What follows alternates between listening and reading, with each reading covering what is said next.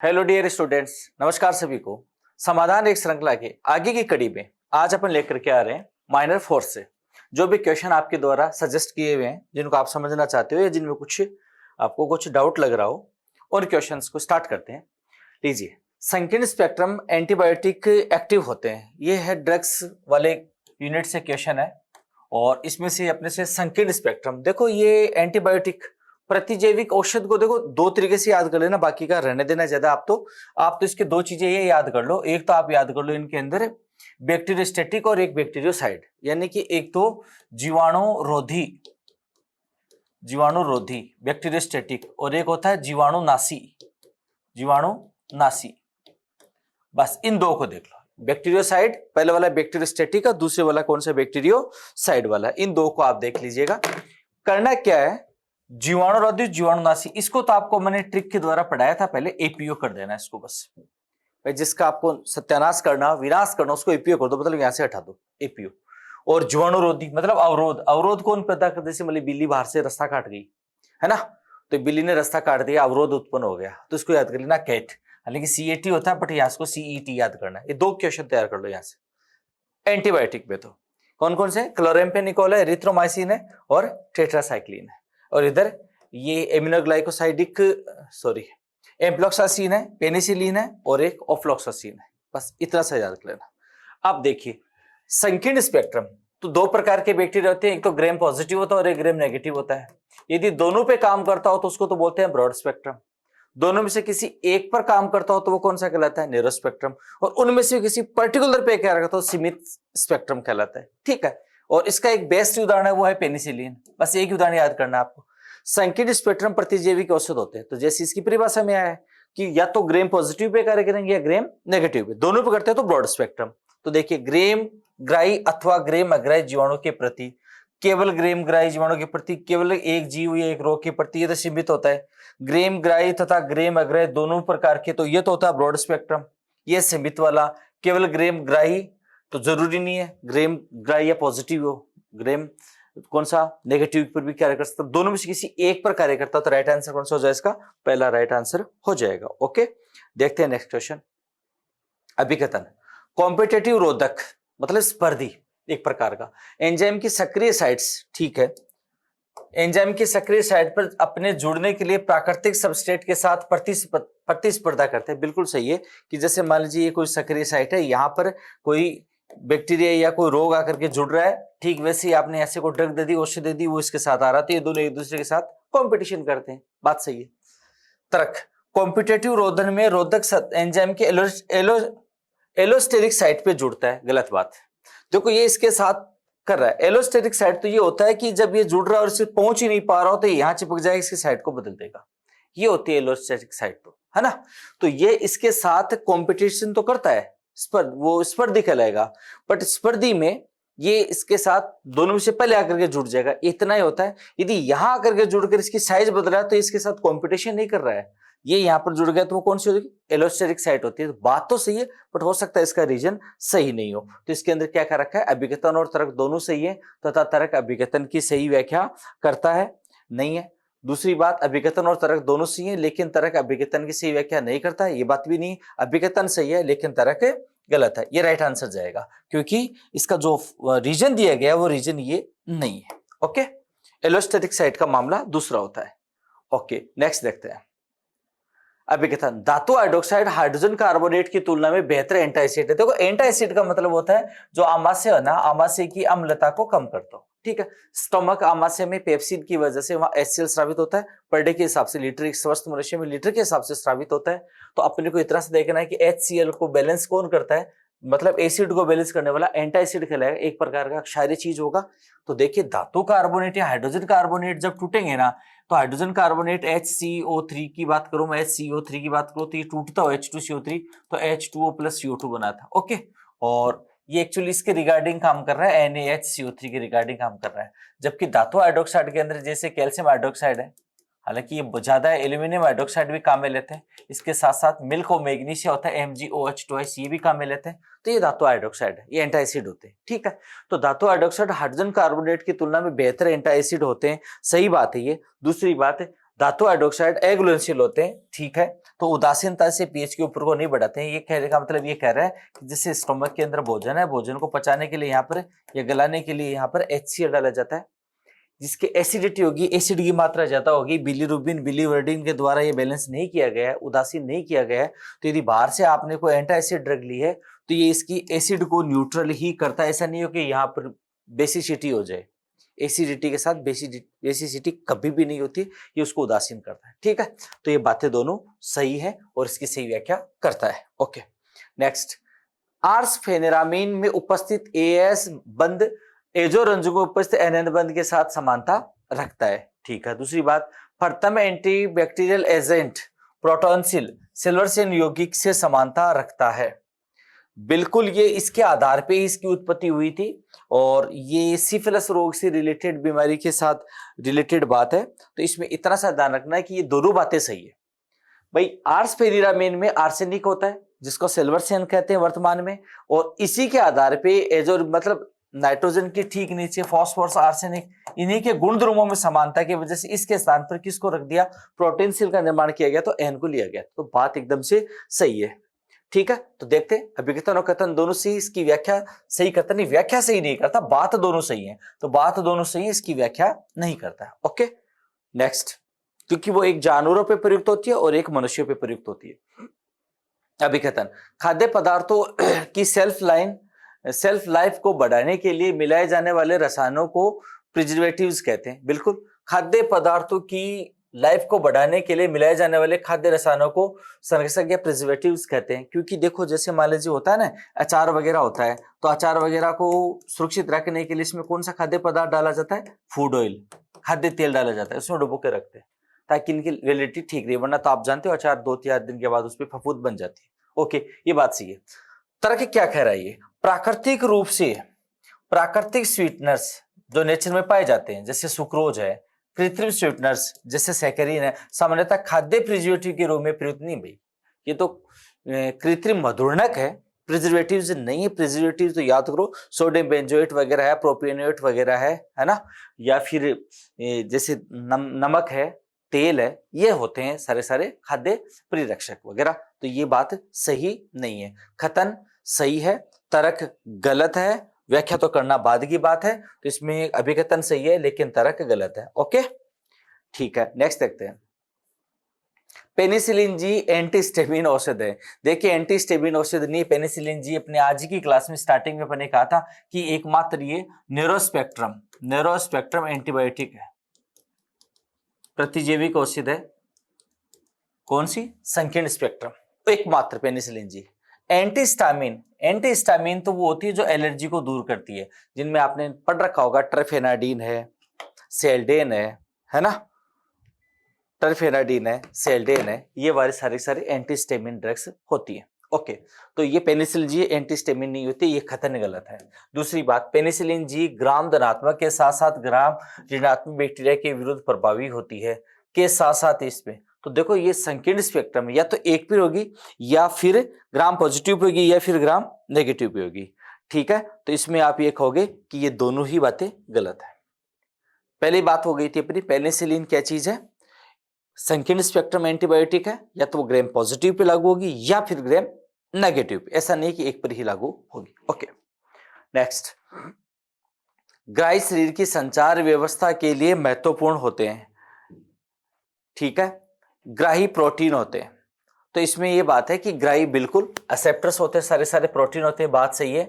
ग्राही शरीर की संचार व्यवस्था के लिए महत्वपूर्ण होते हैं, बिल्कुल। प्रोटीन की ही एक प्रकार के जो अपने ड्रग्स वगैरह होते हैं, नेचुरल ड्रग्स में प्रोटीन होती है जो इस संचार व्यवस्था की अपनी बॉडी में काम करती है।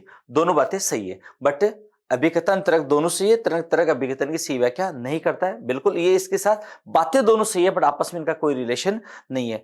अभिकथन और तर्क दोनों सही है लेकिन तर्क अभिकथन की व्याख्या नहीं करता है। ओके जी, नेक्स्ट देखते हैं।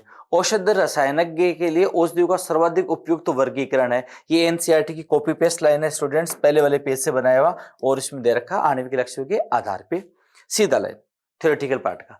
यह एंटीबायोटिक जो देखिए ये ड्रग्स वाला है ना, आप 12th की एनसीईआरटी, हालांकि बीएससी की किताब में भी दे रखा, बट 12th की एनसीईआरटी से भी तैयार कर लोगे ना, तो स्टेटमेंट के क्वेश्चन है ना आपके वो सारी सी हो जाएगी। तो हमारी ये सलाह रहेगी आपके लिए कि आप कम से कम एनसीईआरटी में, ज्यादा बड़ा कोई पेज भी नहीं, इसके 5 या 7 पेज हैं, तो इनको आप थोड़ा सा शुरू वाले पेज उनको अच्छे से पढ़ लो।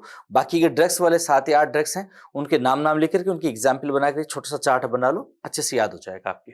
ठीक है, एंटीबायोटिक जो कैंसर कोशिकाओं की विशेष स्टेंस के लिए विरुद्ध प्रभावी होती है, बिल्कुल 12th एनसीईआरटी में दे रखा है, डेसिडिजेरिन। डेसिडिजेरिन एंटीबायोटिक ड्रग में सबसे लास्ट में एक लाइन दे रखी है, तो आप इसको तैयार कर सकते हो। एक एस्टर जो दवा के रूप में प्रयुक्त होता है, दवा देखो औषध में ही आपने स्टार्टिंग में पढ़ा था आपने कि इसके अंदर ऐसी जो ज्वरनाशी होती है या पीड़ा रही होती है, एनाल्जेसिक। तो एनाल्जेसिक में आपने एक पढ़ा है एस्प्रिन। एस्प्रिन एक औषध पढ़ी है आपने। एस्प्रिन औषध होती है वो जो फिनोल है, फिनोल की क्रिया आप acetic anhydride sorry benzoic acid, sorry phenol नहीं, बेंजोइक एसिड, और बेंजोइक एसिड से अपन बनाओगे सैलिसिलिक अम्ल। सैलिसिलिक अम्ल की क्रिया आप क्रिया करवाओगे एसिटिक एनहाइड्रेट से। ऐसे एसिटिक एनहाइड्रेट से क्रिया करवाते हैं तो अपने को 2 एसिटॉक्सी बेंजोइक एसिड प्राप्त होता है। ऐसा 2 एसिटॉक्सी बेंजोइक एसिड, COH, ये O फिर CO, ये यहाँ से टूट करके H इसके साथ चला जाएगा, ये इसके साथ CO CH3 से जुड़ जाएगा। तो देखो RCOOR, ये एस्टर बना के नहीं बना, इसी को क्या कहते हैं, एस्प्रिन कहते हैं, 2 एसिटॉक्सी बेंजोइक एसिड। तो पूछ क्या रहा है, एक एस्टर, बिल्कुल एस्टर लिंकेज है इसके अंदर, जो दवा के रूप में प्रयुक्त होता है। तो ऐसा कौन सा हो जाएगा, ये हो जाएगा इसके अंदर methyl salicylate, methyl acetate, methyl acetate, methyl ethyl benzoate. तो इसके अंदर मेथिल सैलिसिलेट, ये सैलिसिलिक अम्ल तो ये हो गया, और O8 ये लग गया, तो ये मेथिल सैलिसिलेट आपका राइट आंसर हो जाएगा। इसको 2 एसिटॉक्सी बेंजोइक अम्ल भी कहते हैं। ओके, बारबिट्यूरेट्स इस रूप में कार्य करते हैं। देखो बारबिट्यूरेट हैं वो सारे के सारे प्रशांतक हैं, प्रशांतक है, ट्रेंकुलाइजर जिनको बोलते हैं, ल्यूमिनल, सेरोनल, वेरोनल, एमिटल, नेबुटल, ये सारे सारे कौन से होते हैं, प्रशांतक होते हैं, जो अवसाद, अति तनाव इनको कम करने के लिए प्रयुक्त होते हैं। तो जाहिर सी बात है इस प्रकार के लोग है ना, उनको नींद नहीं आएगी और इनको निद्राकारी के रूप में भी यूज करते हैं। तो निद्राकारी अर्थात सोने की क्रिया को उत्पन्न करने वाले एजेंट सारे सारे कौन से होते हैं, बारबिट्यूरेट्स होते हैं। ठीक है, निम्न में से कौन सा अवसाद की वैज्ञानिक व्याख्या करता है। अवसाद का मतलब मानसिक बीमारी, एक प्रकार का ट्रैंक्विलाइजर से रिलेटेड बात है। रक्त में शर्करा का बढ़ता स्तर अवसाद का उत्पन्न करता है, नहीं वो बीपी बढ़ाता है। रक्त में न्यूरोट्रांसमीटर नोरेड्रेनालिन के निम्न स्तर अवसाद को उत्पन्न करते हैं, बिल्कुल। जहां तक बात ये लग रही है आगे भी पढ़ते हैं। पेट में अतिरिक्त गैस्ट्रिक जूस ना, वो दूर दूर तक मतलब नहीं। सोने की इच्छा रखने वाली औषधियां ना, सोने की इच्छा रहेगी तो फिर अवसाद में नहीं आएगा। ठीक है, तो इसके अंदर सही आंसर इसका कौन सा हो जाएगा, रक्त में न्यूरोट्रांसमीटर नॉरएड्रेनालिन के निम्न स्तर अवसाद को क्या करते हैं, उत्पन्न करते हैं। देखिए नेक्स्ट, निम्न में से कौन सा ओपिएट्स, देखो अईफे वर्ग से है और ये नार्कोटिक ड्रग से रिलेटेड बात आ रही। ओपिएट्स जो आपकी ओपियम, पोपी, अफीम वगैरह उससे प्राप्त होता है। निम्न में से कौन सा ओपिएट्स शब्द को परिभाषित करता है। नारकोटिक दर्द निवारक अफीम के पौधे से प्राप्त होती है, बात बैठ रही, फिर भी ऑप्शन देखते हैं। नॉन नारकोटिक ना, हो ही नहीं सकता। ये नारकोटिक औषधियां जो रोगजनक सूक्ष्म जीव रोकता है ना, ये तो दर्द को कम करते हैं, पीड़ा आ रही है एक प्रकार की। प्रशांतकों को सोने की क्रिया ना, दूर तक ही नहीं है। तो इसका राइट आंसर कौन सा हो जाएगा, नारकोटिक। ओपिएट्स से आप अफीम, अफीम से आप जानते हो 3 चीजें प्राप्त होती है। मॉर्फिन जो कि जनक है, उससे हेरोइन और कोडीन, और हेरोइन उसके साथ उसका 2 एसिटॉक्सी, यूं कहें कि एसिटॉक्सी व्युत्पन्न होता है किसका, मॉर्फिन का होता है, और मोनोमेथॉक्सी व्युत्पन्न होता है कौन, उसका कौन सा, हेरोइन हो गया, मॉर्फिन और कोडीन। कोडीन तो मोनोमेथॉक्सी व्युत्पन्न ऑफ मॉर्फिन होता है, और हेरोइन होता है वो एसिटेट व्युत्पन्न होता है किसका, मॉर्फिन का। 2 चीजें एक्स्ट्रा में याद और कर लेना। ठीक है, निम्न में से कौन सा कथन सही नहीं है। प्रतिरोधी मतलब एंटीसेप्टिक, जीवित उत्कों पर सूक्ष्मपूर्वक प्रयुक्त किया जा सकता है, बिल्कुल। एंटीबायोटिक सॉरी, हाँ, एंटीसेप्टिक और डिसइंफेक्टेंट 2 पैरेलल चीजें हैं। एंटीबायोटिक है वो सूक्ष्म जीवों की वृद्धि को रोकता है, उनको नष्ट करता है, बट लिविंग टिश्यू या जीवित उत्कों पर किसी प्रकार का हानिकारक प्रभाव उत्पन्न नहीं करता है। ये बात ध्यान में रखोगे। और इसी के साथ साथ जो डिसइंफेक्टेंट है, विसंक्रामी है, सेम काम करते हैं, सूक्ष्म जीवों की वृद्धि को रोकते हैं, अर्थात इस वृद्धि को रोकने के साथ साथ सूक्ष्म जीवों को नष्ट भी करते हैं, बट ध्यान रहे जीवित उत्तकों पर हानि पहुंचाते हैं। इनमें एक चीज आपने और भी पढ़ रखी होगी, यह देख लेना कि यदि लोअर कंसंट्रेशन, निम्न सांद्रता, तो एंटीसेप्टिक की बात ही करेगा, और यदि सांद्रता बढ़ा दी जाए तो वही एंटीसेप्टिक किसकी तरह कार्य करेगा, विसंक्रामी या डिसइंफेक्टेंट की तरह बात कार्य करेगा। अब पढ़िए इसको। निम्न में से कौन सा कथन सही नहीं है? प्रतिरोधी को जीवित उत्तकों पर सफलतापूर्वक प्रयुक्त किया जा सकता है, बिल्कुल किया जा सकता है। प्रतिरोधियों में डिओडोरेंट, बिल्कुल डिओडोरेंट यूज किए जाते हैं जो पसीने की बदबू वगैरह को कम करते हैं। फेस पाउडर बिल्कुल यूज किए जाते हैं। साबुनों में मिलाया जाता है, साबुन में मिलाया जाने वाला एक एंटीसेप्टिक कई बार पूछा जाता है, याद रख लेना, बाईथायोनल, बाईथायोनल, बाईथायोनल साबुन में मिलाया जाने वाला एक एंटीसेप्टिक है। कीटाणुनाशकों को त्वचा के लिए सुरक्षापूर्वक उपयोग में लाया जा सकता ना, यह हानिकारक होता है स्किन के लिए, ठीक है। जैसे डेटॉल 1% अमाउंट वाला। कुछ कीटाणुनाशियों के लिए अत्यंत तनोविलियन को प्रतिरोधी, बिल्कुल ये अपनी बात हुई थी कि लोअर कंसंट्रेशन पे प्रतिरोधी कंसंट्रेशन बढ़ जाए तो वो किसे कीटाणुनाशी या डिसइंफेक्टेंट या विसंक्रामी कहलाता। ओके, तो इसमें रॉन्ग आंसर ये है। सॉरी, ये सही बात है, ये सही, 3 सही बात है, इसका आंसर कौन सा जाएगा? कथन सही नहीं, ये कथन सही नहीं 3 नंबर का। ओके, निम्न में से कौन सा बहुलक जैव निम्नीकरणीय है, बायोडिग्रेडेबल, मतलब जो स्वतः नष्ट हो जाते हैं, पर्यावरण को प्रदूषित नहीं करते। तो 2-3 उदाहरण है इसके, अच्छे से याद कर रखे होंगे आपने। एक तो PHBV, ठीक है, एक नाइलॉन, नाइलॉन 2, नाइलॉन 6, ठीक है, और PLA polylactic acid, PGA polyglycolic acid, ये तो स्वतः गलनीय टाकों में यूज होते हैं, पॉलीलैक्टिक और पॉलीग्लाइकोलिक। तो ये जो फॉर्मूला दे रखा है आपके, ये वाला, ये PHBV पॉलीहाइड्रोक्सीब्यूटारेट कोवैलेरेट, तो इसके अंदर देखो ये CH2 ये हो गया, ये हो गया। देखो इसको ऐसे बनाया हुआ है, ये COOH CH2 2, उसके साथ इधर OH, और ये यहाँ पर अपने पास एक बार मेथाइलसम हो जाएगा और एक बार एथाइलसम हो जाएगा। तो O CH2 CO ये अपने आप में एक इकाई ये है, और दूसरी अपने आप में एक इकाई ये है। तो ये कौन सा एक प्रकार का बहुलक है? PHBV पॉलीहाइड्रोक्सीब्यूटारेट को पॉलीहाइड्रोक्सीवैलेरेट, इसका पूरा नाम ये है, ठीक है।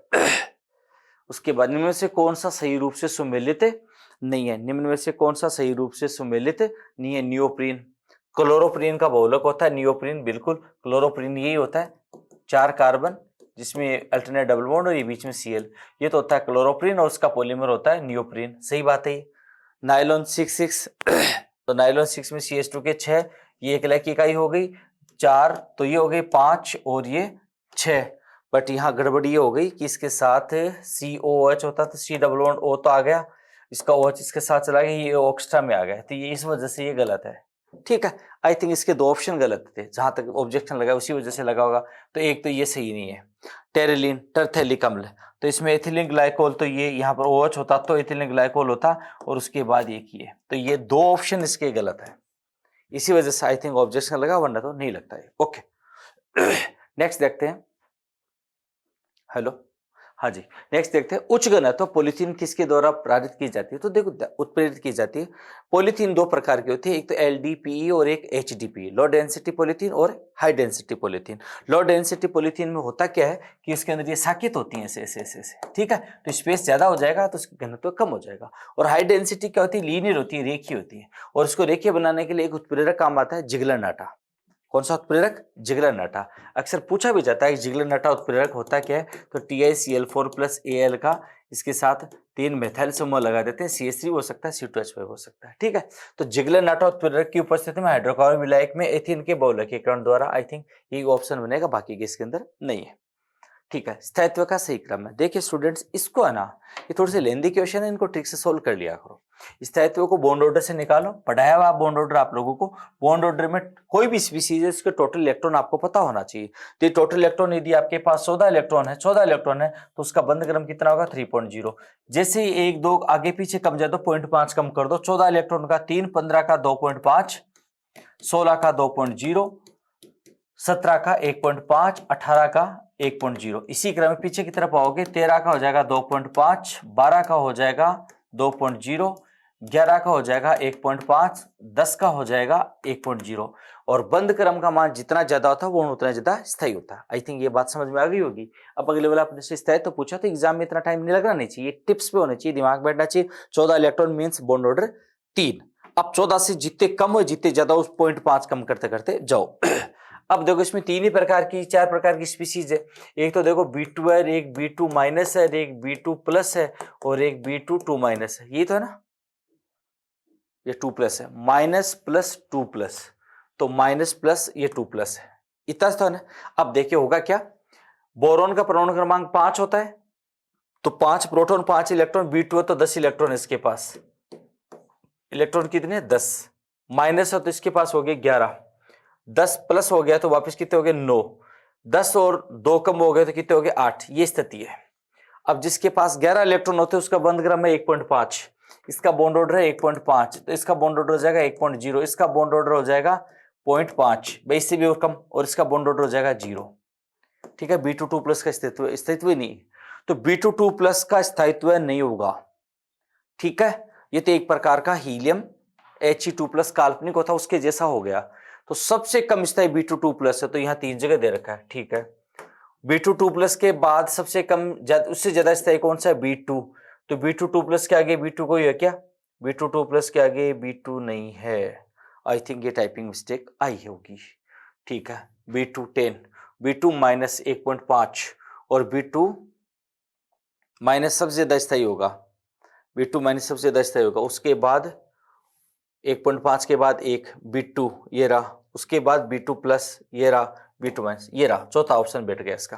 भाई इसका बंध क्रम कितना आ रहा है 1.5 आ रहा है, इसका बंध क्रम 1.0 आ रहा है, इसका 0.5 आ रहा है, इसका 0 आ रहा है, और जितना ज्यादा बंध क्रम होता है वो स्पीशीज उतनी ही ज्यादा क्या होती है, स्थायी होती है। ठीक है, देख लोगे आप इसको। नेक्स्ट देखते हैं, निम्न में से कौन सा कथन ठोस BH2 के संदर्भ में अस्थायी संदर्भ में सत्य है। देखो ठोस BH2 है ना, वो पॉलीमर के रूप में पाया जाता है, ऐसे BEH BEH BEH और BEH BEH और ये BEH ऐसे पाया जाता है। तो यहाँ इस प्रकार से ये इसके साथ ये कदली बंद इस प्रकार के बन जाते हैं ऐसे। ठीक है, अब देखो B का संकरण sp है, तो जब इस प्रकार के काल्पनिक बंध बन जाते हैं, यहाँ से ये 3 रेशियो तक चला जाता है, ये काल्पनिक बंध बन जाते हैं, तो इसका संकरण है वो sp नहीं है, तो ये सत्य कथन नहीं है, ये तो असत्य कथन है। केंद्रीय परमाणु के चारों ओर रेखीय आवृत्ति होती है, रेखीय आवृत्ति तो लीनियर होता है। देखो ये रेखीय न होकर के एक प्रकार से समतलीय स्ट्रक्चर में वृक्क समतलीय टाइप का सा बन गया है, तो ये भाई गलत बात है। इसमें असंख्य 3C2E प्रकार के बंध पाए जाते हैं। बिल्कुल, देखो एक केंद्र, 2 केंद्र, 3 केंद्र, तो इसमें 2 इलेक्ट्रॉन है, इसमें इलेक्ट्रॉन है, तो 1 2 3 3C, और ये इलेक्ट्रॉन 2 ही है, 3C2E प्रकार के इलेक्ट्रॉन पाए जाते हैं, लंबी श्रृंखला पाया जाता है। BeH2 ठोस रूप में बहुलक के रूप में होता है, तो ये बात एकदम से सही है, ये अष्टक नियम की पालना करता है। तो अष्टक नियम की पालना तो करेगा कहां से, इसमें इलेक्ट्रॉन ही नहीं है। ठीक है, तो ये थोड़ा सा आप देख लेना इसको, इतना सा। हाँ जी, निम्न में से कौन सा कथन निम्न में से कौन सा कथन NH4 प्लस NH3 और NH2 माइनस के संदर्भ में असत्य है। देखो पढ़ते समय थोड़ा सा इनको अंडरलाइन कर लिया करो कि भाई पूछ क्या रहा है, कौन सा कथन असत्य है। सभी प्रजातियों में केंद्रीय परमाणु संकरण sp3 है। चेक कर लेते हैं इसमें, देखो केंद्रीय परमाणु का 5 इलेक्ट्रॉन है, 5 प्लस हाइड्रोजन 4 जुड़ेंगे, प्लस का तो माइनस का 1 कर देना, भाग देना 2, तो आपके पास 8 का अंक है, 8 में 2 का भाग दे, 4 अंक आते sp3 है, NH3 का वैसे sp3 होता है, NH2 में 5 प्लस 2 माइनस है तो प्लस करो, 8 8 बाई 2 ये 4, तो सबका संकरण क्या रहेगा, sp3 रहेगा, नो डाउट। तो ये बात सही है। दी गई प्रजातियों के लिए बंद कोण का क्रम, तो बंद कोण का मान देखो sp3 है, तो इसमें चारों के चारों से जुड़े तो बंद कोण 109 डिग्री 28 मिनट होगा। इसका पिरामिडल शेप हो जाएगी, ये लोन पिरामिड आते 107 हो जाएगा, 109 डिग्री है 28 मिनट, ये 107 डिग्री का हो जाएगा। और ये लीनियर होते ही ये लीनियर के ये वी शेप हो जाएगा, तो ये और ही कम हो जाएगा, क्योंकि यहाँ LP इलेक्ट्रॉन का रिपल्सन बहुत ज्यादा हो जाएगा और कम हो जाएगा। तो ये बात भी एकदम से सही है, अपने से असत्य पूछ रहा है। सभी प्रजातियों में केंद्रीय परमाणु पर एकाकी इलेक्ट्रॉन युग्मों की संख्या भिन्न भिन्न है, बिल्कुल भिन्न भिन्न है। इस पे केंद्रीय लोन पेयर ऑफ इलेक्ट्रॉन है ही नहीं, इस पे एक एलपी है और इसके पास एलपी की संख्या 2 है, ये बात भी सही है। सभी प्रजातियां इलेक्ट्रॉन न्यून है ना, इलेक्ट्रॉन न्यून नहीं है, इनका स्ट्रक्चर पूरा है, तो इसका राइट आंसर ये जाएगा, ये खतन असत्य है, असत्य खतन पूछा आपसे तो राइट आंसर जाएगा इसका ये। नेक्स्ट देखते हैं गलत क्रम क्या है, गलत ऑर्डर पूछा आपसे। XeF2 XeF4 XeF6 केंद्रीय परमाणु पर एकाकी इलेक्ट्रॉन युग्मों की संख्या का क्रम, ये तो देखिए जिनोन के संयोजकों में 8 इलेक्ट्रॉन होते हैं, तो F और F 2 जुड़ गए तो इसके पास 6 इलेक्ट्रॉन के 3 लोन पेयर ऑफ इलेक्ट्रॉन बन गए, इसके 4 जुड़ गए तो 4 और जुड़ गए तो इसके पास 2 बच गए, इसके पास तो 3 एलपी इलेक्ट्रॉन है और इसके पास 2 एलपी इलेक्ट्रॉन है और 6 के 6 जुड़ गए तो इसके पास कोई एलपी इलेक्ट्रॉन नहीं है, तो ये बात तो सही है।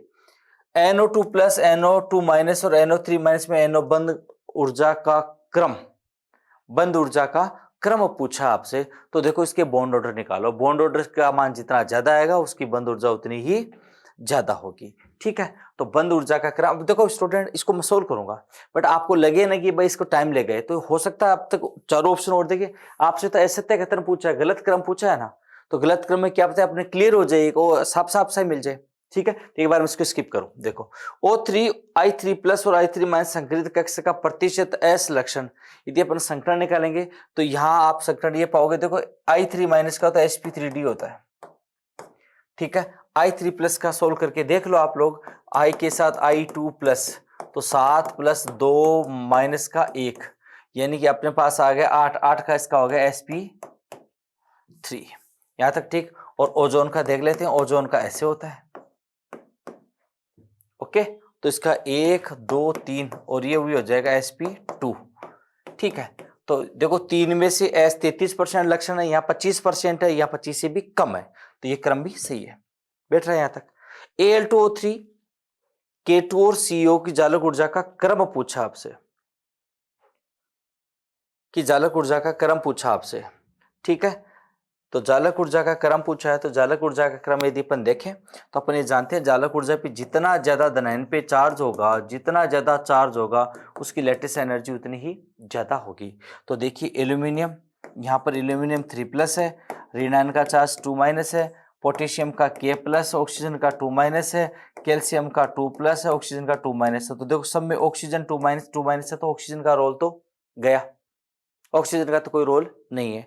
अब देखिए जरा, तो देखो एल्यूमिनियम 3+ है, K+ है, CO2+ है, तो चार्ज गड़बड़ कर दिया ना यहाँ पर, वरना तो ये होना चाहिए कि Al3+ की जालक ऊर्जा ज्यादा होगी, बिल्कुल ज्यादा होती, उसके बाद कैल्शियम 2+ की होती, उसके बाद K+ की होती, राइट। तो ये यहाँ गड़बड़ हो गया, तो ये खतन सत्य नहीं, आंसर तो मिल गया। अब जरा इसको और देख ले, बंद ऊर्जा का क्रम क्या है, तो इसका बॉन्ड ऑर्डर ज्ञात कर लो। NO2 का बंद क्रम में देखोगे तो N के साथ 1 ऑक्सीजन 2 ऑक्सीजन, यदि मैं दोनों डबल बॉन्ड लगा दूं प्लस लगा दूं तो बंद क्रम कितना आ रहा है, यहाँ पर 2 आ रहा है। NO2 माइनस की बात करूं तो N double bond O minus दे रखा, तो O minus lone pair of electron, तो बंद क्रम यहाँ 1.5 आ रहा है, यहाँ 2 आ रहा था, ये 3 2 के बीच में, तो 1 के हिस्से में 1.5, तो ये बंद क्रम 2 है, ये 1.5 है, तो ये 1 ही आएगा। N double bond O negative coordinate bond O, तो 3 है 4 है तो 1.33 आएगा। देखो इसका बंद क्रम है 2, इसका बंद क्रम है 1.5, इसका बंद क्रम है 1.3, तो बंद क्रम घट रहा है, तो बात तो सही, हालांकि आपको उत्तर यही मिल चुका है, चौथा इसका राइट आंसर हो जाएगा। ओके, हाइड्रोजन एटम के लिए हैमिल्टोनियन ऑपरेटर के रिलेशन में दिखाया जाता है, ठीक है, डेल स्क्वायर लैप्लाशियन ऑपरेटर और आर न्यूक्लियस से इलेक्ट्रॉन की डिस्टेंस है। देखो इसमें थोड़ा सा ऑब्जेक्शन आपका लाजमी था, इसमें ऑब्जेक्शन इस 4 की वजह से ये 4 नहीं प्रिंट होता तो कोई दिक्कत ही नहीं थी, इसका राइट आंसर यही होगा। आप जानते हो ये तो उसकी क्या कर लेते कुल ऊर्जा, और ये इसकी V माइनस V होता है स्थितिज ऊर्जा, और स्थितिज ऊर्जा V की जगह आप इसका मान रख सकते हो JD²/R, ये मान रख सकते हो। ओके, तो ये 4 एक्स्ट्रा टाइप की वजह से थोड़ा सा गड़बड़ हो गया, ठीक है। स्तंभ को सुमेलित कीजिए, स्तंभ फर्स्ट और स्तंभ सेकंड दे रखे हैं आपके पास 2, तो स्तंभ को सुमेलित कीजिए। इसमें यदि अपन मिलाएं मैच करें इनको तो आप ये पाओगे स्तंभ वाले के अंदर O3 O2 plus F2 O2। देखो स्टूडेंट्स ये थोड़ी सी टाइम कंज्यूमिंग टाइप के क्वेश्चन है, इनको देख करके थोड़ी सी बोरियत सी लगती है स्टूडेंट को कि एग्जाम के दौरान भाई आपके पास समय बहुत कम रहता है, तो इन क्वेश्चंस को सोल्व करो ना तो सबको एक साथ ही सोल्व कर लेना। अब आपको सर एक साथ कैसे, कि इनको देखो एक बार इधर देख इधर देखो तो भिन्न बंध क्रम के साथ अनुचुंबकीय, पूर्णांक बंध क्रम के साथ प्रतिचुंबकीय, पूर्णांक बंध क्रम के साथ अनुचुंबकीय, भिन्न बंध क्रम के साथ प्रतिचुंबकीय। तो यहाँ दो चीजें ज्ञात करनी है प्रत्येक की। एक तो आप क्या ज्ञात करोगे, इसका बॉन्ड ऑर्डर ज्ञात करोगे, और एक दूसरा क्या ज्ञात करो, इसकी मैग्नेटिक नेचर। अब बॉन्ड ऑर्डर और मैग्नेटिक नेचर ज्ञात करो तो देखो ओजोन का बॉन्ड ऑर्डर ज्ञात करोगे ना आप लोग, तो O3 का मतलब ये O double bond O coordinate bond O, इसके साथ कुल बंध कितने बने, 1 2 3, जुड़ने वाले 2, तो 3/2 लिखोगे तो इसका बंध क्रम का मान कितना है, 1.5, तो इसका बॉन्ड ऑर्डर आ गया 1.5। ठीक है। O2 प्लस पढ़ा हुआ आपका ऑक्सीजन का 16 होता है, O2 प्लस हो गया तो 15 हो गया, 14 वाले का बंध क्रम होता है कितना, 3, तो 15 वाले का बंध क्रम का मान कितना आएगा, 2.5। मैं थोड़ा फास्ट बोल रहा हूं, बट मैं कैच करने का प्रयास करना आप लोग। भाई N2 14 इलेक्ट्रॉन, N2 का बंध क्रम होता है 3, जिसके पास 14 इलेक्ट्रॉन होते हैं उसका बंध क्रम होता है 3, तो 15 होंगे उसका 2.5, तो O2 प्लस के पास इलेक्ट्रॉन कितने, 2.5। F2 9 दूनी 18, वैसे भी आपको इसका बंध क्रम एक ही आता है। ठीक है। O2 1 16, बंध क्रम का मान था 2, तो बंध क्रम में 2, तो ये भिन्नात्मक आ गए, 2 पूर्णांक आ गए। तो देखो पूर्णांक वाला इसके साथ, पूर्णांक वाला इसके साथ, तो पूर्णांक वाली ये दोनों ऑप्शन तो इनके आसपास घूमेंगे, और ये दोनों ऑप्शन से 2 ऑप्शन बन गए, यहां तक तो दो दो के टुकड़े तो बन गए। अब आपसे पूछ रहा अनुचुंबकीय और प्रतिचुंबकीय। जरा देखो ऑक्सीजन होती है, कैसी होती है, अनुचुंबकीय। एमओटी सिद्धांत के अनुसार एंटी मोलिकुलर के जो एंटी बॉन्डिंग वाले मोलिकुलर ऑर्बिटल, उसमें एक इलेक्ट्रॉन होते हैं, पढ़ा हुआ आपको, बहुत अच्छे से पढ़ा हुआ है। और F2 क्या होता है स्टूडेंट, F के अंदर तो सारे electron loan pair of electron के रूप में होते हैं, एक अकेला इलेक्ट्रॉन होता ही नहीं, और जब अकेला नहीं होता तो अनुचुंबकीय नहीं होगा, प्रतिचुंबकीय। तो ये पूर्णांक के साथ प्रतिचुंबकीय, ये पूर्णांक के साथ अनुचुंबकीय, दो तो याद हो गए। तो पूर्णांक के साथ प्रतिचुंबकीय ये वाला, तो दूसरे के अंदर तो क्या होगा, C होगा, और दूसरे सी पूर्णांक बंध क्रम के साथ अनुचुंबकीय, तीसरे के अंदर होगा D। यदि आप 2 सोल्व कर ले तो शायद क्या पता आपका उत्तर इससे सोल्व हो जाए। दूसरे में C, तीसरे में D, ऑप्शन देखें, दूसरे में C, B में C, यानी कि तीसरा ऑप्शन आना चाहिए, एक ही आ रहा है, देखो ये पढ़ा सीधा सीधा पढ़ा है।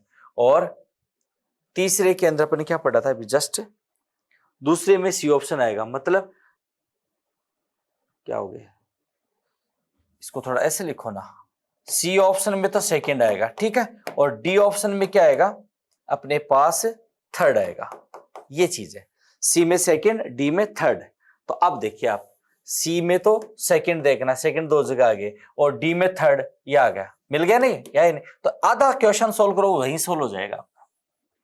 ये थोड़ा फास्ट पेपर सोल्व करने का तरीका होता है, आई थिंक समझ गए होंगे। अब देखो मैं उसको पूरा सोल्व कर दो, बट कॉम्पिटिशन एग्जाम में इतना निकालना जो आपको सबसे इजी से आ रहा हो, सबसे अच्छे से आ रहा है। O2 अपने को बहुत अच्छे से आता है, F2 अपने को बहुत अच्छे से आता है। O2 F2 के बंध क्रम अपने टिप्स पे हैं, इसकी मैग्नेटिक नेचर अपने टिप्स पे, 2 की मैच करी, 2 फ्री में, फिर भी 2 और सोल्व कर लेते हैं अभी आपके सामने।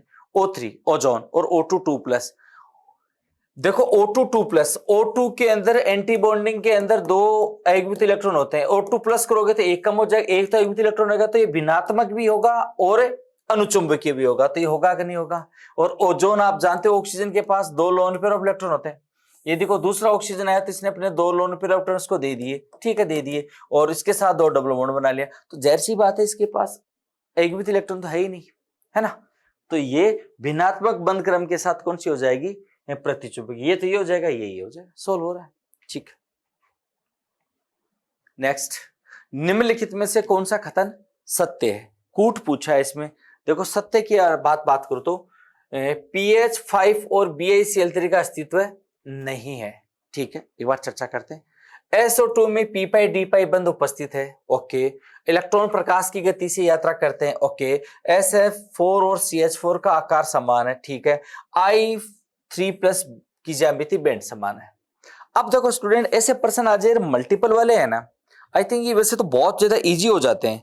अब आपको अक्सर इजी कैसे हो गए, इजी इसलिए हो जाते हैं कि इनमें यदि आपको 1-2 भी आ रहे हो ना तो कोई दिक्कत नहीं आती। कैसे, देखो मान लीजिए आपको ये नहीं आ रहा, कोई बात नहीं, ये तो आपको आ रहा है SO2 वाला, कि इसमें p'-d' बंध उपस्थित है। बोलो सर ये भी नहीं आ रहा, थोड़ा आइडिया लगाओ कैसे सोल्व करें। तो देखो एक जो इजी है वो तो सोल्व कर दो भाई, ये तो आंकड़े आधारित है, NCERT की लाइन पर आधारित है, सीधा पढ़ना पड़ेगा, इसके अलावा कोई इलाज ही नहीं है आपके पास। SO2 की बात करूं तो देखो S के साथ डबल बॉन्ड और डबल बॉन्ड हो, ऐसे तो पाया जाता है एक loan pair of electron. Sulphur dioxide ऐसी होती है, लीनियर नहीं होता, बेंड शेप होता थोड़ा सा। अब देखो इसके अंदर एक सिग्मा और एक पाई। तो सल्फर का परमाणु क्रमांक का जो इलेक्ट्रॉनिक विन्यास होता है वो एज ए ऑक्सीजन की तरह होता है। तो इसका इलेक्ट्रॉनिक विन्यास में से लिख दूं क्या, 3s2 3p4 और 3d खाली। तो S के अंदर देखो 2 इलेक्ट्रॉन है, P के अंदर 4 में से इलेक्ट्रॉन भरोगे अकॉर्डिंग टू हुंस लॉ ऐसे भरोगे, और D खाली है 5 कक्षक। यहां तक मेरी बात समझ में आ गई। अब अनपेड इलेक्ट्रॉन तो बंद बनाते हैं, तो 2 ही बंद बनेंगे, जबकि यहाँ बंद कितने बन रहे हैं, 4 बंद बन रहे हैं, 2 सिग्मा और 2 पाई। इस हिसाब से तो बंद 2 ही बनते हैं। तो ये क्या करेगा, उत्तेजित अवस्था में यहां से एक इलेक्ट्रॉन निकल करके यहां चला जाएगा, तो 1 2 3 4 बंद बनेंगे, नहीं बने, आपको सिर्फ 4 बंद बन गए। अब 4 बंद बन गए ना, तो इनमें 2 के साथ ऑक्सीजन क्या करेगा, सिग्मा बंद बना लेगा, ठीक है, और 2 के साथ ये क्या करेगा, संपार्श्व अतिव्यापन करेगा, इस प्रकार से। तो देखो ये ऑक्सीजन के पास डी कक्षक होता है नहीं, तो पी कक्षक है, ये भी पी कक्षक है, संपार्श्व अतिव्यापन तो बंद है पाई, तो इस बंद का नाम क्या हो जाएगा, पी पाई। और ये पीस में पी कक्षक होता है और ये कक्षक कौन सा, डी, और बंद का नाम है पाई, तो ये पी पाई डी पाई। तो देखो इसमें एक तो पी पाई और एक डी पाई बंद उपस्थित है, बिल्कुल बंद उपस्थित है, ये बात एकदम से सोलाना सही है। इलेक्ट्रॉन प्रकाश की गति से गति करता है, ये बात सरासर गलत है, अपने जानते हैं नाभिक के 4 इलेक्ट्रॉन अलग अलग ऊर्जा स्तरों में अलग अलग स्पीड से गति करता है, जबकि प्रकाश की स्पीड तो 3 × 10⁸ मीटर प्रति सेकंड के हिसाब से नियत है।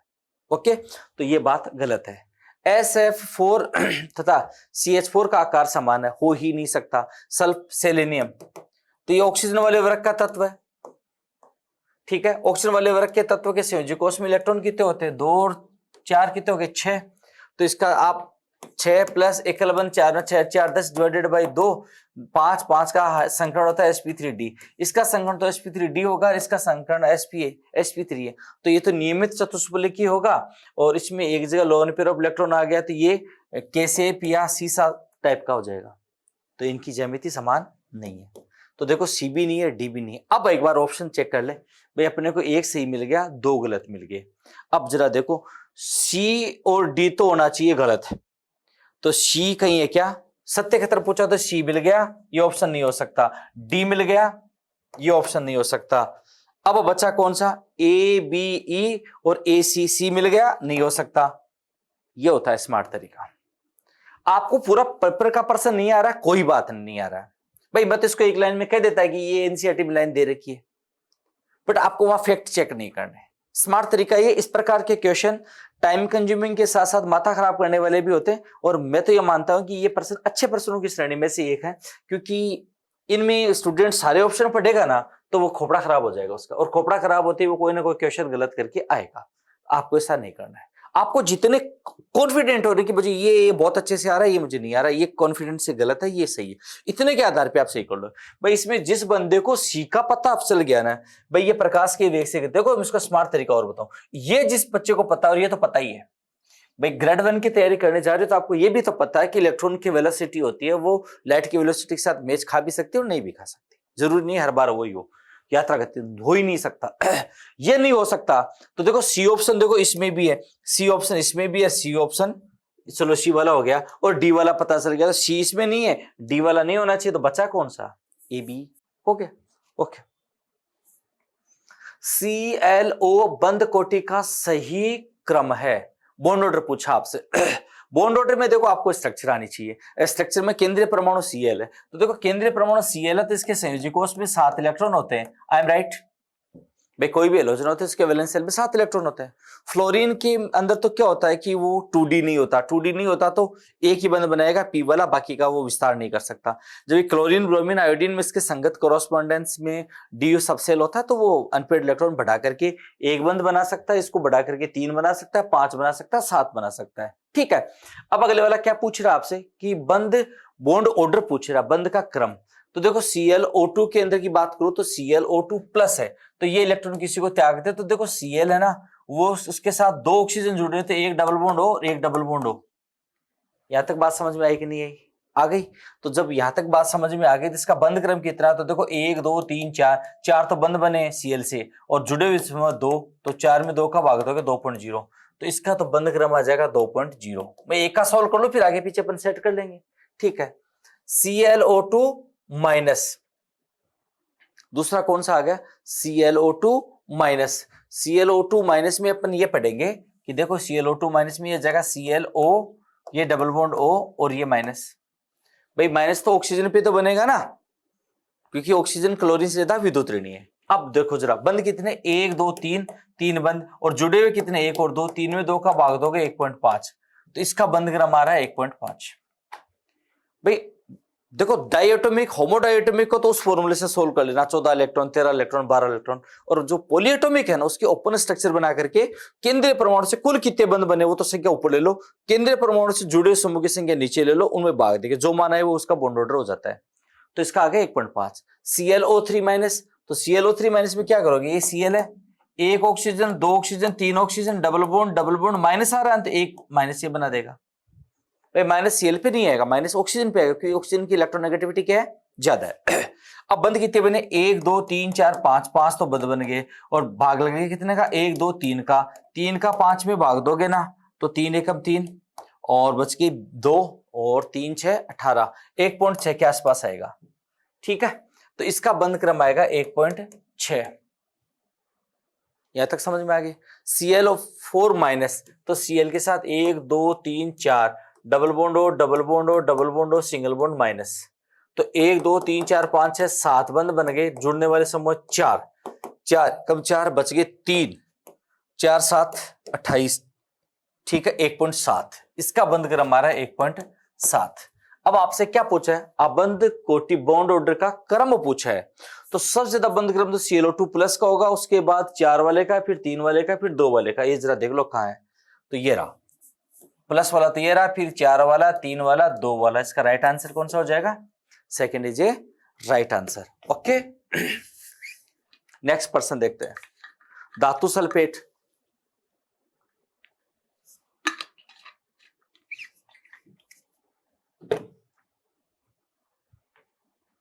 धातु सल्फेट के, किसी धातु के सल्फेट का सूत्र M2SO4 थ्राइस, तो धातु सल्फेट का सूत्र ज्ञात कीजिए।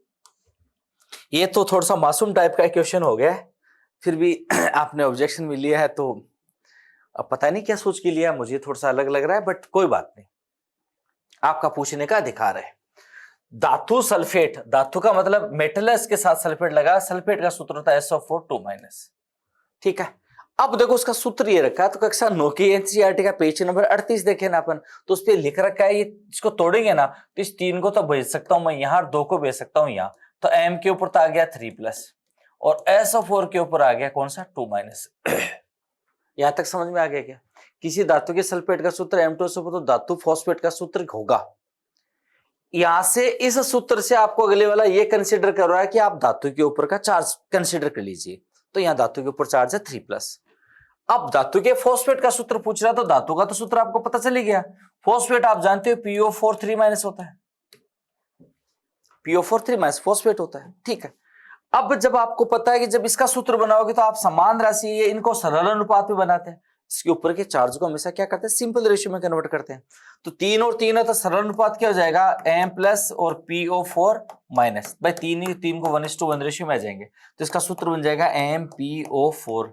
ये ऑप्शन है क्या, जरा देखो, MPO4 ये रहा ऑप्शन। ओके, नेक्स्ट, निम्न योगात्मक अभिक्रिया निर्माण अभिक्रिया पर विचार कीजिए, बिल्कुल करेंगे, तथा सही कथन की पहचान कीजिए। ये कह रहा है कि कोई NH3 है, NH3 के पास लोन पेयर ऑफ इलेक्ट्रॉन है, और वो BF3 को इलेक्ट्रॉन न्यून स्पीसीज है, इलेक्ट्रॉन डिफिशिएंट स्पीसीज है, उसके साथ कोऑर्डिनेट बॉन्ड बना रहा है, ये दोनों इलेक्ट्रॉन इसको डोनेट कर रहा है और BF3 बना रहा है। ठीक है, NHN बंध का बंध कोण बढ़ता है। ध्यान रहे, यहां पर ये sp3 हाइब्रिडाइज्ड है और यहां पर भी sp3 हाइब्रिडाइज्ड है, तो बंध कोण पे कोई इफेक्ट नहीं पड़ेगा। एक second, action loan pair of electron देखते हैं, बंध कोण पे इफेक्ट पड़ेगा नहीं पड़ेगा, कि ये रेगुलर टेट्राहेड्रल हो गया और ये लोन पेयर ऑफ इलेक्ट्रॉन है। F बंध का बंध कोण घटता है। ठीक है, देखो लोन पेयर ऑफ इलेक्ट्रॉन, आप इसको थोड़ा यूं समझो कि जैसे एक के साथ 1 2 3 और लोन पेयर ऑफ इलेक्ट्रॉन, तो पिरामिड से NH3 का तो 160 डिग्री होता है, और जैसे ये 4 होते हैं तो 109 डिग्री होता है, तो बंध कोण पे इफेक्ट पड़ रहा है। ठीक है, sp3 होने से कुछ नहीं होगा, लोन पेयर ऑफ इलेक्ट्रॉन गायब हो रहा है, इसके साथ बंध बन रहा है, तो बंध कोण का इफेक्ट पड़ेगा। सही बात है, ये पूछा क्या है, सही कथन। ठीक है, एफ बी एफ बंद का बंद कोण घटता है, तो BF3 में क्या होता है, BF3 में ये से है तो बंद कोण कितना होगा, 120 डिग्री होगा। वर्ग समतली है, सॉरी समतल त्रिकोणीय, तो 120 डिग्री होगा। जैसे इसके साथ कोऑर्डिनेट बन गया, ये संकरण हो गया इसका sp3, और sp3 होते ही 180 से घट करके यदि रेगुलर टेट्राहेड्रल होता तो 109 डिग्री 28 मिनट हो जाता है, तो घटेगा। भाई इसको ऐसे याद कर लो ना, मान लीजिए आपकी ये समझ में नहीं आया भाई घटता है नहीं घटता, बट सिर्फ बढ़ता है नहीं बढ़ता, तो ये घट रहा तो वो पक्का बढ़ेगा, ठीक है। तो ये बात भी सही है। बी की संकरित अवस्था sp2 से sp3, बिल्कुल ये sp2 और ये sp3 हो गए, ये बस उपरोक्त से, हाँ बिल्कुल ऑल इज ऑल राइट, सारे करेक्ट होंगे, ठीक है। निम्न में से कौन सा आणविक कक्षक सिद्धांत के संदर्भ में असत्य है, ठीक है। समान ऊर्जा तथा समान सममिति वाले परमाणु कक्षक की रेखीय संयोग करते हैं, LCO मेथड में लगभग समान ऊर्जा और समान आकृति वाले की बात होती है, बात सही है ये। अच्छा असत्य पूछा है उधर से, असत्य पूछा है तो उसको अपन कंसिडर करेंगे, ठीक है, बात ये सही है। दूसरा, परमाणुिक कक्षक एक केंद्रीय होते हैं जबकि आणविक कक्षक बहुकेंद्रीय, बिल्कुल। परमाणुिक कक्षक का नाभिक अपने ही इलेक्ट्रॉनों को आकर्षित करता है, जब अणु बन जाता है तो सबके नाभिक लगभग सारे इलेक्ट्रॉनों को आकर्षित करते हैं, बात सही है। आबंधी आणविक कक्षक मतलब बॉन्डिंग मॉलिक्यूलर ऑर्बिट की ऊर्जा परमाणुिक कक्षक से कम होती है तथा उसका स्थायित्व संगत परमाणुिक कक्षक से अधिक होता है, बिल्कुल। ये एटॉमिक ऑर्बिटल थे, इनसे कम ऊर्जा के मॉलिक्यूलर ऑर्बिटल, इसकी बात कर रहा है। तो ऊर्जा घटेगी तो जाहिर सी बात है स्थायित्व बढ़ेगा, सही बात है। Li2 ठीक है, B2 ठीक है, C2 तथा N2 जैसे अणु में, ठीक है, 14 इलेक्ट्रॉन तक सिग्मा 2pz जो ऊपर जाता है, राइट, आणविक कक्षक की ऊर्जा π2p कक्षक p2 से कम होती है ना ज्यादा होती है। ये यहां से गड़बड़ हो गया, ये तो कॉन्सेप्ट बेसिस है। हाँ जी, निम्न को विलान कीजिए। ये सेम टू सेम इसका जैसा क्वेश्चन मैं आपको सोल्व करवाएगा, ये तो नहीं, सेम टू सेम इसके जैसा, वो उसी तरीके से सोल्व करोगे ताकि समय बचाना। देखो ये स्टूडेंट, ये आपको क्वेश्चन आएंगे, जवाब आएगा इनका, बट टाइम कंज्यूमिंग है। आपका कायदा ये बनता है कि इनऑर्गेनिक वाले पार्ट के क्वेश्चन विद इन 40 सेकंड एक क्वेश्चन सोल्व करो आप। असमतलीय, ठीक है, अध्रुवीय, समतलीय, ध्रुवीय, असमतलीय, ध्रुवीय, समतलीय, ध्रुवीय, मतलब आप इसकी ज्योमेट्री देखोगे और बंद में इलेक्ट्रोनेगेटिविटी डिफरेंस दोगे, क्योंकि देखो द्विध्रुव आघूर्ण, दो चीजें पूछ रहा आपसे, इसमें वेस्पार थ्योरी भी लगानी है आपको और डायपोल मोमेंट भी लगाना है, ठीक है। O3 में ये ऐसे आता है तो जाहिर सी बात है ध्रुवीय होगा, ठीक है। CI4 ये टेट्राहेड्रल होता है स्टूडेंट्स, ऐसे CI4 तो रेगुलर टेट्राहेड्रल है, रेगुलर टेट्राहेड्रल तो असमतलीय तो है चतुष्फलक की, और ये अध्रुवीय, असमतलीय और अध्रुवीय ये होगा। एक बहुत अच्छे से क्लियर हो रहा है, तो असमतलीय अध्रुवीय कौन सा हो गया, अध्रुवीय बंध सहित अध्रुवीय, ध्रुवीय बंध सहित अध्रुवीय, समतलीय, इसमें थोड़ा और टिपिकल प्रश्न पूछा भाई इसमें तो, ठीक है। CI4 BF3 PCl5 असमतलीय अध्रुवीय बंध सहित अध्रुवीय, समतलीय, ठीक है। आगे और देखते हैं इसको, ये फिलहाल अध्रुवीय वाले की श्रेणी में रखिए, नॉन पोलर। और BF3, तो BF3 में भी B और F के मध्य इलेक्ट्रोनेगेटिविटी डिफरेंस होता है, बट ये समतलीय है और ये अध्रुवीय अणु होगा, तो ये कौन सा, ये तो समतलीय अध्रुवीय होगा, समतलीय अध्रुवीय बंध सहित अध्रुवीय, बंध सहित ध्रुवीय ना, समतलीय ध्रुवीय बंध सहित अध्रुवीय, मतलब समतलीय बंध ध्रुवीय बट संपूर्ण सदिश योग इसका 0 हो गया, तो ये जाएगा, कंफर्म हो गया। दोबारा समझा रहा हूं कैसे क्या, ये कह रहा है समतलीय, BF3 बिल्कुल समतलीय होता है, यहां तक बात समझ में आ गई। आगे कह रहा है ध्रुवीय आबंध, बिल्कुल B और F की विद्युतीनता में अंतर होता है, इसकी तो 2.0 होती है, इसकी 4.0 होती है, तो विद्युतीनता का अंतर होगा तो ध्रुवीय होगा, तो ध्रुवीय बंध है। और अध्रुवीय इसलिए इसका संपूर्ण डायपोल मोमेंट का जो वेक्टर एडिशन पढ़ते हैं सदिश योग वो होता है 0, ठीक है। तो ये तो कंफर्म हो गया, BF3 यहां जाएगा, ओके। ये असमतलीय टेट्राहेड्रल है, असमतलीय कितने का है, 2 है, तो असमतलीय एक तो ये एक ही है, देखो उसको बहुत विभिन्न से टाइम कंज्यूमिंग क्वेश्चन है। PCl5 में ये ऐसे स्ट्रक्चर होती है, ठीक है, तो असमतलीय हो गया। और असमतलीय होने के साथ साथ देखो ये असमतलीय और ये असमतलीय, तो अपन बात करेंगे इसकी और इसकी, ठीक है। ध्रुवीय बंध सहित अध्रुवीय और अध्रुवीय बंध सहित अध्रुवीय, देखो PCl5 में होता क्या है स्टूडेंट्स, इनकी जो ये बंध लंबाई है ना ये ज्यादा होती है और ये बंध लंबाई थोड़ी सी क्या होती है, कम होती है। यहां तक ठीक। और ओजोन की बात करेंगे तो समतलीय, अध्रुवीय बंध सहित ध्रुवीय, ओजोन वाला तो ये हो जाएगा, क्योंकि देखो समतलीय है, एक तल में पाए जाते हैं, कोणीय होता है। अध्रुवीय बंध समान विद्युतीयता वाले बंध है तो अध्रुवीय बंध है, और उसके साथ ध्रुवता, भाई लोन पेयर ऑफ इलेक्ट्रॉन्स को दे रहा है तो ये इसमें क्या आ जाएगी, पोलरिटी आ जाएगी। तो ये हो गया, तो ए में तो हो गया S, ठीक है, और सी में हो गया Q। बाकी का बात देखिए एक बार, इससे क्या सोल्व हो रहा है क्या। ए में S और सी में Q, ए में S और सी में Q, ये S नहीं है, राइट आंसर बैठ गया नहीं। ए में S आना चाहिए, ठीक है, और सी में Q आना चाहिए, सी में Q आ गया तो इसमें ए में S नहीं है, तो ये राइट आंसर है। अब बी में P और डी में R, एक बार वापिस चलो। बी में P समतलीय, सॉरी P कौन सा ये है, असमतलीय, ठीक है, अध्रुवीय बंध सहित अध्रुवीय, कार्बन की विद्युतीयता होती है 2.5 और आयोडीन की विद्युतीयता होती है देखो, फ्लोरीन की 4, उसकी 3.0, उसकी फिर 2.8, 2.5। वेरी गुड, तो ये दोनों की विद्युतीयता समान है भाई, 2.5 और 2.5, बहुत अच्छा प्रश्न है ये। तो जब दोनों की विद्युतीयता समान होगी तो क्या होगा, अध्रुवीय होगा, असमतलीय ही, अध्रुवीय सहित अध्रुवीय, तो ये बैठ गया ना आराम से। ओके, थोड़ा सा टाइम कंज्यूमिंग क्वेश्चन है, ऐसे क्वेश्चन को आते सभी स्टूडेंट्स को ही इनको थोड़ा सा राउंड करके आगे बढ़ जाना एग्जाम में, फिर समय मिले तो सेकंड टाइम में इसको सोल्व करना, वरना ये बहुत टाइम खा जाएगा ऐसा क्वेश्चन। बोरॉन BF6 3 का निर्माण नहीं कर सकता, इसको तो स्पष्ट ऐसे ही पता चल रहा है। बोरॉन का परमाणु क्रमांक 5 होता है, 1s2 है, 2s2 है, 2p1 है, तो 2p के साथ 2d होता है क्या, होता ही नहीं है, तो अधिकतम ये 4 ही बंध बना सकता है, 5 नहीं बना सकता, ये राइट, ठीक है। ओके, इसे कौन सा कथन BeCl2 के संदर्भ में बी का विकिरण संबंध दर्शाया, बी द्वारा, हाँ बिल्कुल, बेरिलियम है वो मैग्नीशियम, कैल्शियम, बेरुमिनियम के ठीक आगे बोरॉन, एल्यूमिनियम, तो ये इसे डायगोनल रिलेशनशिप दर्शाता है, बिल्कुल सही बात है। BeCl2 में बी सहसंयोजी इलेक्ट्रॉन 2 है, BeCl2 में Be के सहसंयोजी इलेक्ट्रॉन 2 हैं। एक बार देखते हैं, देखो क्या कह रहा है, ये कह रहा है Cl और ये Cl, इसके 2 इलेक्ट्रॉन और 2 इलेक्ट्रॉन सांझे में है, जरा देखते हैं, ये थोड़ा सा डाउट भी लग रहा है।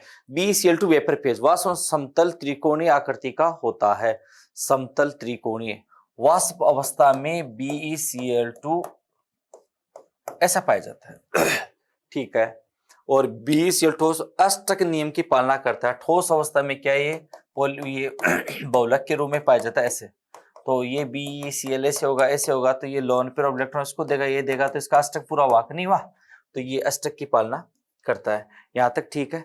उसके बाद में 20 समतल त्रिकोणीय आकृति रखता है, इसमें Be के साथ Cl लगाओ, ये Cl लगाओ, Be के साथ Cl लगाओ और ये Cl लगाओ, तो ये क्या होता है, इसमें ये डायमर के रूप में से पाया जाए तो, एक सेकंड, ये कितना हो गया, 1 2 3 समतल त्रिकोणीय, बिल्कुल ये बात भी सही है। अब देखो बात आई 2 इलेक्ट्रॉन की, ये देखो इसके अंदर 1 इलेक्ट्रॉन 2 इलेक्ट्रॉन साझा कर लिया, तो कितने सहसंयोजी इलेक्ट्रॉन हो गए भाई, सहसंयोजी इलेक्ट्रॉन तो साझा के बाद ही जाते हैं, तो यहाँ उत्तर कितना होना चाहिए, यदि 4 होता तो सही होता, 2 की वजह से ये राइट आंसर, असत्य कथन कौन सा हो जाएगा, 2 नंबर का हो जाएगा ये। ओके, गर्म करने पर CO2 CO8 उत्पाद बनाता है, टूट जाएगा गर्म करने, आधा हो जाएगा, CO CO4 ऐसे हो जाएगा, ये तो इजी सा क्वेश्चन है, कोई दिक्कत नहीं है। हाँ, Mn मैग्नीज के साथ EDTA का कॉम्प्लेक्स लगा हुआ है, 4- लगा हुआ है, इसके अंदर कॉम्प्लेक्स का रंग बहुत हल्का होता है, ठीक है, क्योंकि DD संक्रमण लेपोर्ट चेन द्वारा निषिद्ध है। देखो सेम L से L में जा रहा हो ना, तो DD लेपोर्ट के अनुसार वो अनुमत नहीं है, फॉरबिडन है, और इसी वजह से ये हल्के रंग के होते हैं, पेल कलर के होते हैं, CTS वाले गहरे रंग के होते हैं। मतलब सीधा सीधा ये कह रहा है कि L है ना, जैसे मान लीजिए 5D कक्षक है, ये टूट करके अष्टफलक है तो T2G और EG में कन्वर्ट हो गया, तो ये यहाँ से यहाँ तक अपन DD संक्रमण से दृश्य क्षेत्र में रंग बताते हैं, तो ये लेपर्ट ये कहता है कि ये अनुमत नहीं है, क्योंकि S वाला P में जा सकता है, P वाला D में जा सकता है, D का D में नहीं जा सकता, P का P में नहीं जा सकता, S का S में नहीं जा सकता, मतलब सेम L में नहीं जा सकता। कम से कम जैसे इसका L का मान 0 है और इसका L का मान 1 है, तो ये A प्लस माइनस 1 का अंतर होना चाहिए।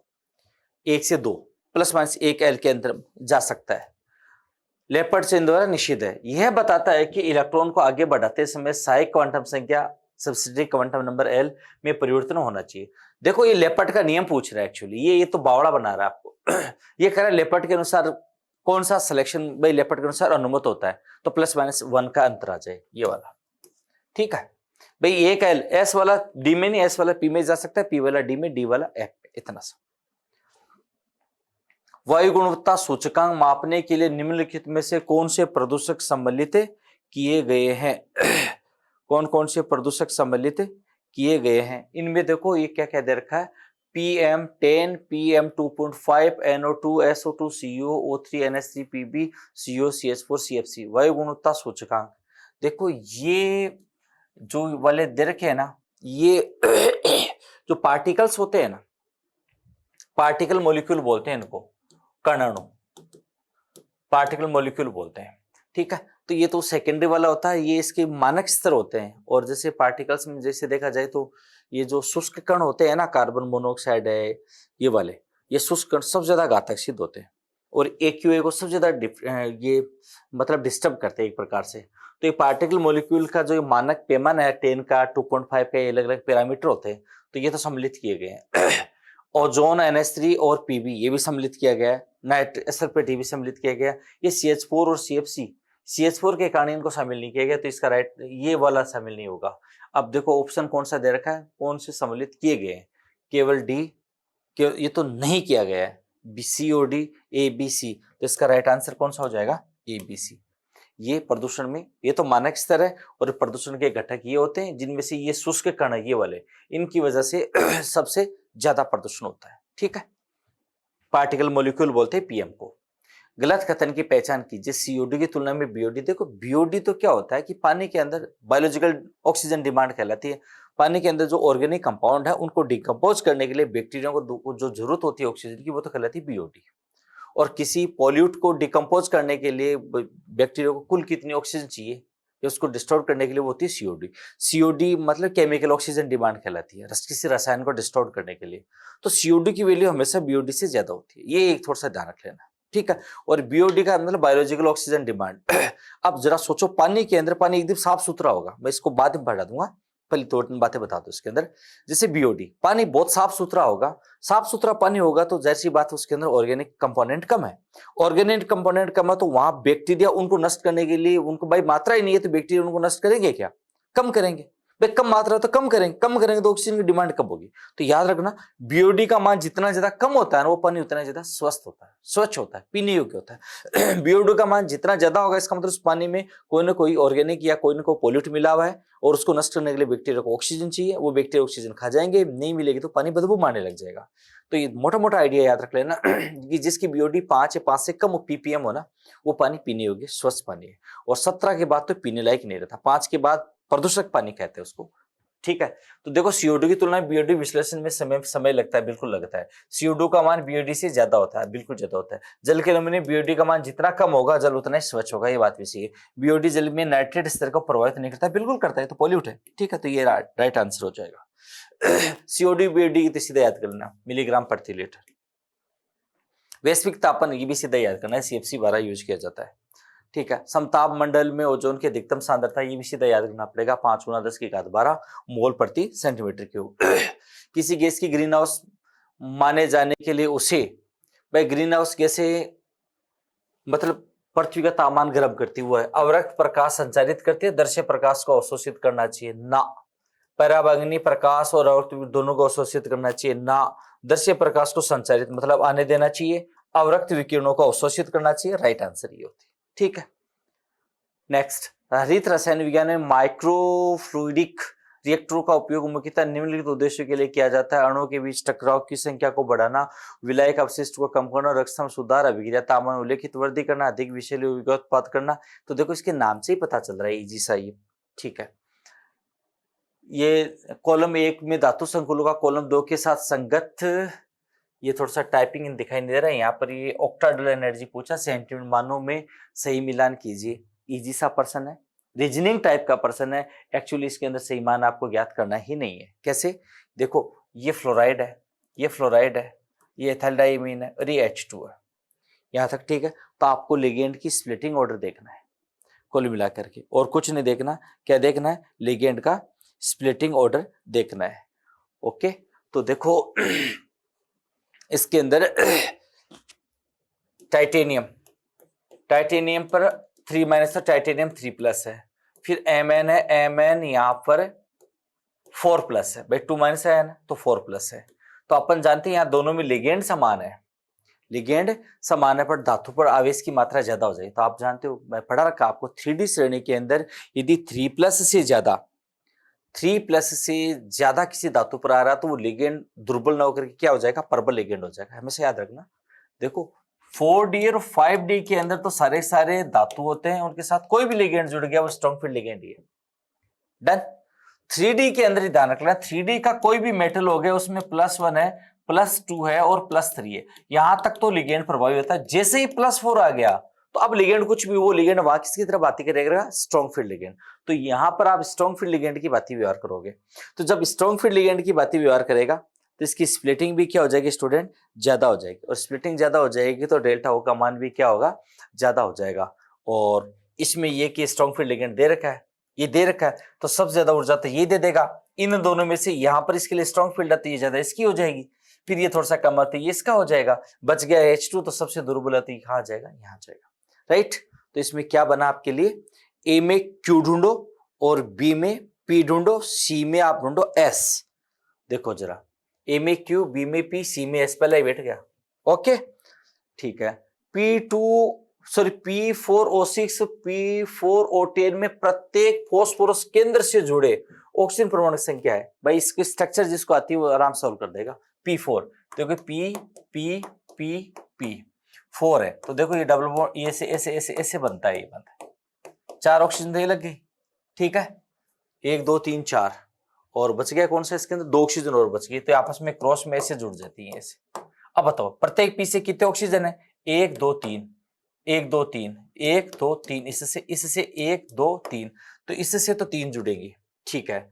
और P4O10, तो इस वाले में तो 3, अब आपके पास 4 ऑक्सीजन और आगे, तो ये ऐसे जुड़ जाएगा, ये ऐसे जुड़ जाएगा। इसमें 3, तो उसमें कितनी हो जाएंगी? 4। उसमें तो 3 थी, इसमें क्या हो जाएगा? 1 2 3 और ये 4, 3 और 4 जहां बैठ रहा वो राइट आंसर हो जाएगा। ठीक है स्टूडेंट, -7 अपन नेक्स्ट क्लास में लेंगे। आज के लिए इतना ही, थैंक यू।